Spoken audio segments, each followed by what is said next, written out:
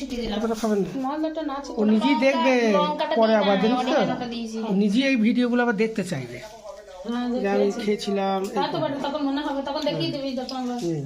বলবে। ও খাচ্ছে, দেখছিস তুই, দেখছিস খাচ্ছে কিন্তু। আমি জানি এটা খাবে ও। অল্প খেয়ে দে একটু পরে আছে দিতে হবে না, উঠে আসতে করবে। এরপরে ভাত খেতে পারবে না, দেখ না নিজেই বলবো। একটু তো খাবে, ওটা কতটুকু সাইজটা? সবটা কেন বল? হ্যাঁ। এই লাভা একটা খাবি একটু, একটা চামচ খেতে দেবো না। ওইটা ও খাবে না একটু খাবে, ওটা তো ছেলে কিছু হবে না। ও পেটে গিয়ে কি হবে তা ঠিক আছে ওর পেটে সহ্য হয় না কিছু না একটু বাড়া, একটু হ্যাঁ না, চলো।